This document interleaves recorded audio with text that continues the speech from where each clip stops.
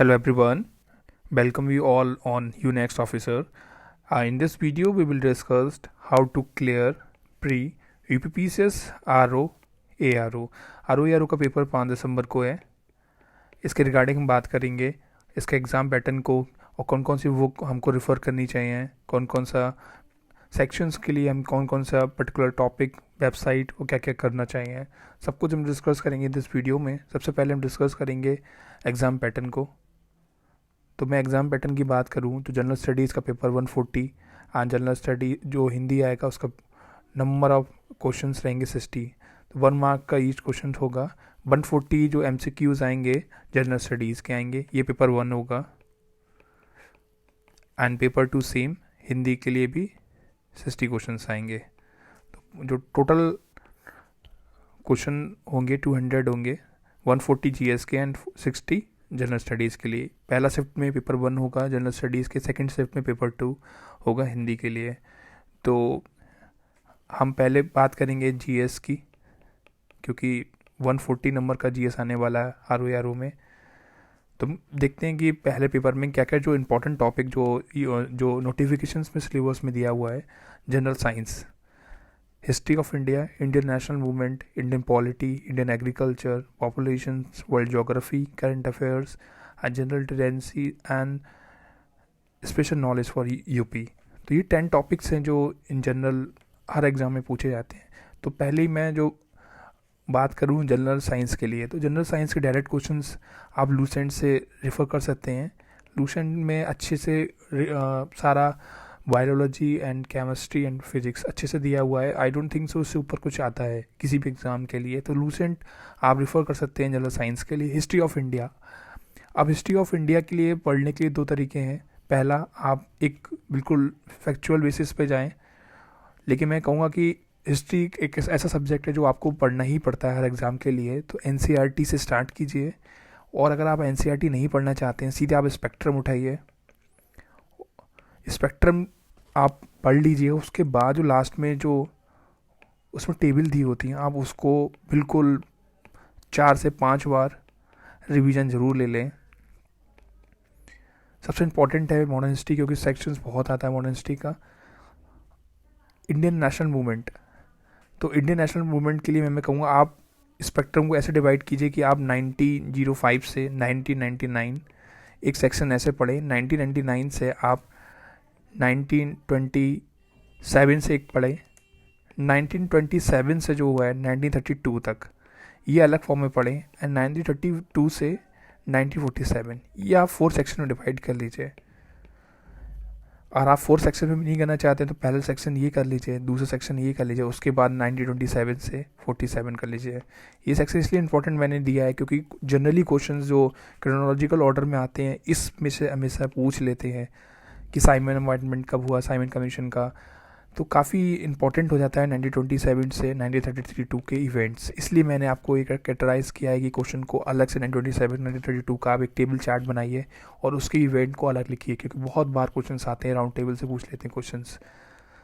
मैं बात करूँ इंडियन पॉलिटी के लिए, देखिए इंडियन पॉलिटी के लिए मैं नहीं चाहूँगा कि आप UPRO के लिए स्पेशली पूरी लक्ष्मीकांत पढ़ी।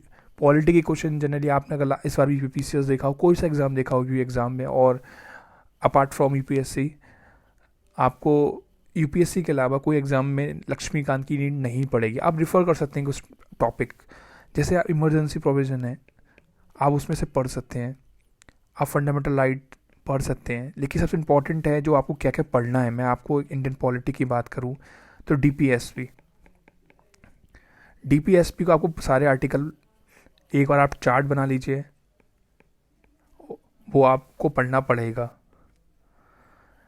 फंडामेंटल ड्यूटीज़ आप देख लीजिए कि 86 अमेंडमेंट एक्ट में कौन सा ऐड हुआ, तो फंडामेंटल ड्यूटी कैसे पढ़ सकते हैं। फंडामेंटल राइट्स में आप सब मत पढ़िए, आर्टिकल 15 आर्टिकल 16 समझ लीजिए, आर्टिकल 29 30 समझ लीजिए, एंड 21 एंड 19 आर्टिकल आप इसको बहुत अच्छे से याद कर लीजिए।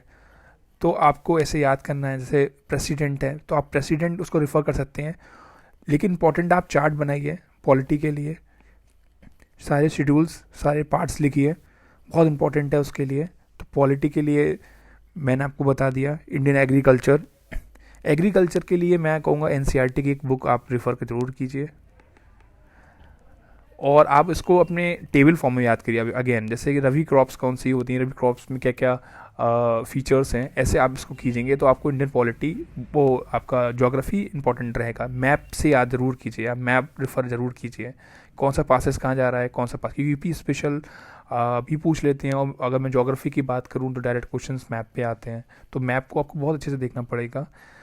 मैं पॉपुलेशन के लिए आप इसका एक एनसीईआरटी है क्लास 12 की ज्योग्राफी की, वो रेफ़र कर सकते हैं आप। करंट अफेयर सबसे इम्पोर्टेंट है कि करंट अफेयर कहाँ से करें। देखिए करंट अफेयर दो लोग रेफ़र करते हैं, एक वो जो रेगुलर न्यूज़पेपर पढ़ते हैं, तो अगर आप रेगुलर न्यूज़पेपर नहीं पढ़ पाते हैं किसी भी रीजन से, तो मैं कहूँगा कि आप किसी भी एक कोचिंग इंस्टीट्यूट का आप करंट अफेयर उठाइए। मैं किसी कोचिंग इंस्टीट्यूट का नाम लेना नहीं चाहता, इसलिए आप कोई भी एक कोचिंग इंस्टीट्यूट उठाइए, उसको पढ़िए और 2 से 4 बार रिवीजन दिए। कोई भी करंट अफेयर, कोई भी टेस्ट सीरीज और कोई भी इंस्टीट्यूट का टेस्ट सीरीज या हुआ करंट अफेयर सब कुछ कवर नहीं कर सकता, इसलिए आपको क्या करना है, जो उसने कवर किया आप उसको अच्छे से कर लीजिए। अगर आपको क्वेश्चन नहीं भी आता तो एलिमेंट मेथड से आप उसको कर सकते हैं। इसलिए इंपॉर्टेंट है कि किसी भी एक करंट अफेयर को उठाइए, किसी भी एक कोचिंग इंस्टीट्यूट का, और उसको लगाना स्टार्ट कर दीजिए, और ट्राई ज़रूर कीजिए कि 3 से 4 डेज़ में एटलीस्ट आप करंट अफेयर को बार बार रिवीजन कर सकें। करंट अफेयर को ऐसा मत कीजिए कि आप 1 से 30 दिन को उठाया सीधा और आपने पढ़ना स्टार्ट कर दिया। डेली बेसिस पे अगर आप चाहें तो कर सकते हैं। बहुत से पैटर्न, बहुत से, मैं आपको अलग से इस पर एक वीडियो दे दूंगा, बहुत से की यूजेस से स्टार्ट करते हैं, बहुत से पैटर्न्स है, बहुत से कोचिंग इंस्टीट्यूट है जो डेली की यूजेस कराते हैं करंट अफेयर के, तो आप इसको रेफ़र कर सकते हैं। नेक्स्ट रीजनिंग के लिए तो आप अगर कोई सा भी एक पैटर्न लगा सकते हैं, ऐसा कुछ नहीं है कंपलसरी कि कोई से रीजनिंग थोड़ा बहुत आना चाहिए रीजनिंग के लिए। जनरल नॉलेज, अब आता है यूपी स्पेशल, सबसे इंपॉर्टेंट है इसमें यूपी स्पेशल।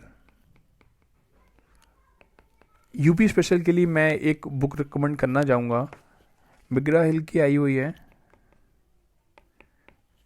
राकेश सारस्वत की, one of the finest book. I would say कि आप इसको रिकमेंड, आप इसको बाय कर लीजिए, बहुत अच्छी बुक दी हुई है।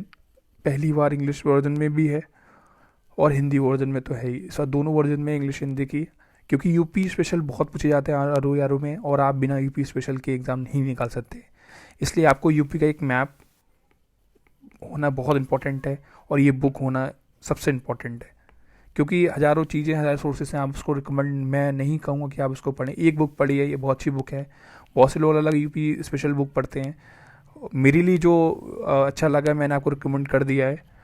अगर आप एक बार आप उसका कंटेंट देख लीजिए, और एक बार आपको, अगर आपके किसी फ्रेंड ने लिया है तो आप उसको एक बार ज़रूर देख लीजिए। सबसे अच्छी बुक है यूपी आर किसी भी यूपी एग्ज़ाम के लिए, बहुत अच्छा ही बुक दिया हुआ है, और ये प्री ओरिएंटेड नहीं है, मेंस ओरिएंटेड भी है, बहुत अच्छी बुक दी हुई है, तो आप इसको रेफ़र कर सकते हैं। तो इसमें आपको कौन कौन सी बुक कवर करनी है, एक लूसेंट जनरल साइंस के लिए, प्लस जो मैंने आपको अभी बुक बताया मैग्रा हिल की, राकेश सारस्वत की। थर्ड, आप एक वेबसाइट रेफ़र कर सकते हैं pmfis.com, ये बहुत अच्छी बुक है, आप मतलब जल्दी एक क्विक रिवीजन के लिए। इन्वायरमेंट के लिए मैं आपको एक बुक रेफ़र करना चाहता हूँ, शंकर IAS। आप ही में सोचिए कि यूपीएससी के लिए एग्ज़ाम के लिए रिकमेंड की जाती है। Shankar IAS is just award to NCERT, सारा NCERT कवर किया गया है उसमें। ये बुक अच्छी है, आप पढ़ सकते हैं, दोनों वर्जन हिंदी इंग्लिश दोनों में है, आपको पढ़ना जरूर चाहिए, क्योंकि इन्वायरमेंट सेक्शन के बिना कोई भी एग्ज़ाम निकालना बहुत टफ पड़ जाता है। एंड स्पेक्ट्रम मैंने आपको रिकमेंड किया हुआ है। देखिए इकोनॉमी के लिए मैं आपसे कहूँगा 11th क्लास की NCERT आती है मैक्रो इकोनॉमी, मैक्रो इकोनॉमिक्स में आप, मैक्रो इकोनॉमी में आप इसमें पेपर 2.1 चैप्टर है एंड 2.2, सिर्फ 2 चैप्टर इसमें कवर कर लीजिए, 2.1 2.2, पूरा चैप्टर नंबर 2 और 3, इससे बाहर कोई नहीं आता क्वेश्चन मैक्रो इकोनॉमी का, तो आप कर सकते हैं। एंड रीजनिंग के लिए आप 7 दिन या 6 दिन में एक ज़रूर क्यूज लगा दीजिए, ऐसा कोई इम्पोर्टेंट नहीं है। और करंट अफेयर के लिए मैं आपको बता ही दिया, कोई भी एक करंट अफेयर के लिए मैगजीन आप रेफ़र कर सकते हैं। अब आता है हिंदी। हिंदी के लिए अलग अलग सोर्सेस हैं, अलग अलग बुक्स हैं, मैं कहूँगा एक भी बुक्स ले सकते, PN पांडे आप रेफ़र कर सकते हैं, आदित्य पब्लिकेशन की, कोई सा भी एक बुक रेफ़र कीजिए, और ये जो सिलेबस दिया आयोग ने आप उसको देखिए आपको जो दिए हुए 10 वर्ड्स तो 10 MCQ इसमें से आएंगे, ये आराम से दिया हुआ है, तो आप इसको रिकवर कर सकते हैं। जैसे मैं आपको बोलूँ, प्लोम वाक्य यानी एक शब्दों के एक शब्द, तत्शब्द, तद्भव, विशेष एंड विशेषण, पर्यायवाची। 1 घंटे का समय है, 1 आवर में आपको 60 क्वेश्चन करने हैं। ये आप देख सकते हैं कि वो भी एक बुक PN पांडे, आप इसको रेफर कर सकते हैं। अब मैं बात करूँगा कि कौन सा स्कोर बहुत इंपॉर्टेंट रहेगा, किस रेंज में आपको स्कोर करना है UPRO के लिए। तो 120 से 125 UR कैटेगरी की बात करूँ और आप इससे अच्छे कटकटा के नंबर ला रहे हैं, तो मैं बोलूँगा कि आपके लिए मीन्स के लिए ऑप्शंस मिलना स्टार्ट हो जाएगा। तो 120 इज़ अ गुड स्कोर। आप सेफ जोन में 120 125 प्लस में, मैं बोलूँ OBC के लिए तो 110 plus is the safest score. And EWS के लिए बोलूँ मैं तो 100 प्लस। एंड मैं बोलूँ SC कैटेगरी के लिए 95 प्लस एंड ST के लिए 90 प्लस। आप इस रेंज में एटलीस्ट ट्राई करना कि क्वेश्चंस आपका रहे। इससे ऊपर करें तो बहुत well and good, but at least आपको ये करना पड़ेगा, क्योंकि लास्ट ईयर कट ऑफ भले ही कम की, बट वो 2016 का पेपर दोबारा कराया गया था 2019 के 20 में, तो इसलिए इम्पोर्टेंट है। और पेपर पैटर्न हर बार चेंज होता जा रहा है। इस बार UPSC का पेपर देखिए चेंज हुआ है, तो आप किसी पैटर्न पे फॉलो मत रहिए कि इस बार का पेपर ऐसा ही आएगा। आपका प्रिपरेशन इस लेवल पे होना चाहिए कि अगर जो पैटर्न चलता आ रहा है वो तो एग्ज़ाम है ही आपका पैटर्न, बट थोड़ा सा आपको ब्रॉड सोचना पड़ेगा, ब्रॉड अपनी अंडरस्टैंडिंग और ब्रॉड अपना रिसोर्सेज रखने पड़ेंगे थोड़े से। तो मैं आपको रिकमेंड करूँगा 120 125 प्लस के बीच में ही आप अपने मॉक्स लगाइए। अब इम्पॉर्टेंट है मॉक्स। देखिए कोई भी एक टेस्ट सीरीज आप उठा लीजिए, आप ज़रूरी नहीं है आप उसको ऑनलाइन परचेज़ कीजिए, आजकल सब फ्री मिलता है मटेरियल्स। आप को भी डेली की उसके बेसिस में आपको बहुत से ऑनलाइन करंट अफेयर्स और बहुत से ऑल इंडिया टेस्ट होते हैं वो कंडक्ट कराते हैं, आप उसको रिकमेंड कर सकते हैं। तो मैं आपसे दोबारा ये बोलूँगा कि आप जिस कैटेगरी में बिलोंग करते हैं, इस कैटेगरी के बेसिस पे आप ये देख सकते हैं। इसके आसपास से ज़्यादा स्कोर करें बहुत अच्छी बात है, इससे कम नहीं, क्योंकि हर साल नंबर ऑफ़ एप्लीकेंट बढ़ते जा रहे हैं, वैकेंसी कम होती जा रही है। इससे क्या हो रहा है कि कंपटीशन बहुत टफ होता जा रहा है। एंड हिंदी के लिए बाकी UPRO के लिए हम लोग अपना स्पेशल बैच स्टार्ट करने वाले हैं, फ्री ऑफ कॉस्ट है। एंड हमारा टेलीग्राम चैनल है, उस पर आप सब्सक्राइब कर सकते हैं। एंड अगर आपने अभी तक मेरा चैनल सब्सक्राइब नहीं किया है तो आप उसको सब्सक्राइब कर सकते हैं। Thank you everyone. कोई भी प्रॉब्लम हो तो कमेंट सेक्शन में आप उसको कमेंट कर सकते हैं। Thank you.